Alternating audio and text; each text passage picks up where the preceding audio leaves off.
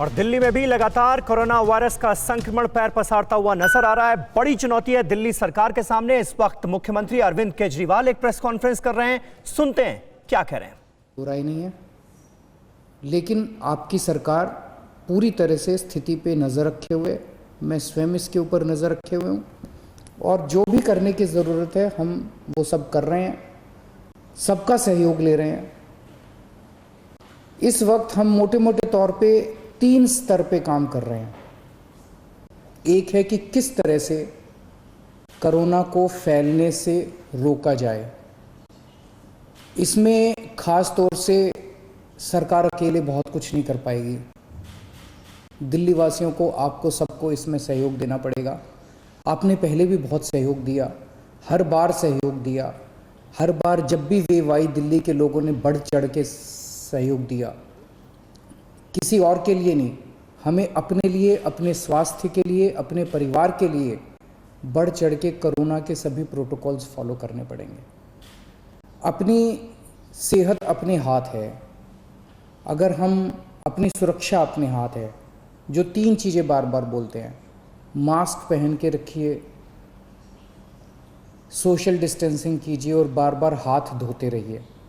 इसमें एक चीज़ और ऐड कर लो कि घर से तभी बाहर निकलेंगे जब बहुत ज़रूरी होगा। कुछ दिन की बात है, मुझे पूरी उम्मीद है जैसे पिछली 3 वेव चली गई वैसे ये चौथी वेव भी चली जाएगी। तो अभी फ़िलहाल ज़्यादा से ज़्यादा कोशिश करें कि घर पे ही रहें, घर से बाहर तभी निकलें जब बहुत ज़रूरी हो। हम लॉकडाउन नहीं लगाना चाहते, लेकिन कल सरकार को मजबूरीवश कुछ रिस्ट्रिक्शंस के ऑर्डर किए गए हैं। जैसे बसों में अब 50% लोग बैठ सकेंगे, मेट्रो में 50% की ऑक्यूपेंसी हो सकती है, बार्स रेस्टोरेंट्स के अंदर 50% की ऑक्यूपेंसी, इस तरह से कुछ कई सारे रिस्ट्रिक्शंस कल लगाए गए हैं। आप ही के लिए लगाए गए हैं, आप ही की सेहत के लिए, आपकी सुरक्षा के लिए लगाए गए हैं। आपसे अपील है कि उनको सबको अच्छे से फॉलो करें। तो एक तरफ हम कोरोना को रोकने की कोशिश, स्प्रेड को रोकने की कोशिश कर रहे हैं।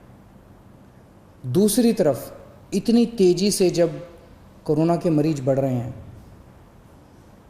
किसी को कोरोना होता है तो वो फिर या तो होम आइसोलेशन में जाता है और या फिर अस्पताल की तरफ जाता है।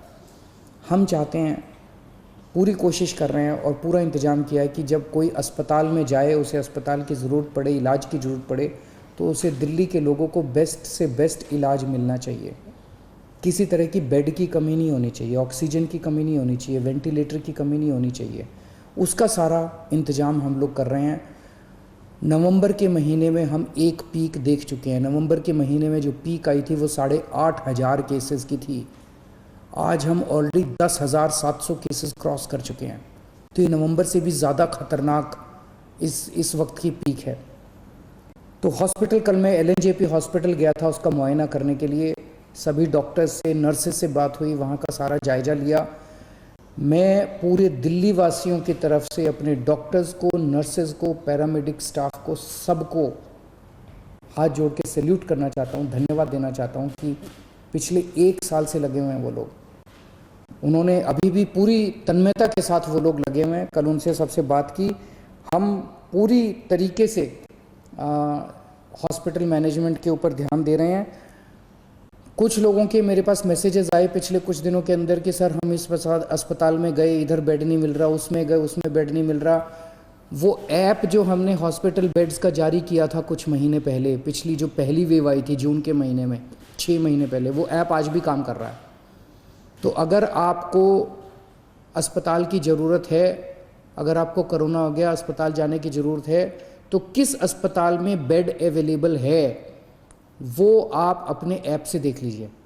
ऐप, सारे लोग ऐप डाउनलोड कर लो और उस ऐप से आप लोग देख लीजिए कि किस अस्पताल में बेड की ज़रूरत है और कहाँ। तो सीधे मरीज को उधर ही लेके जाओ, एक अस्पताल से दूसरे अस्पताल। अड़ी सोमवार से शुक्रवार शाम 6 बजे सिर्फ TV9 भारतवर्ष पर।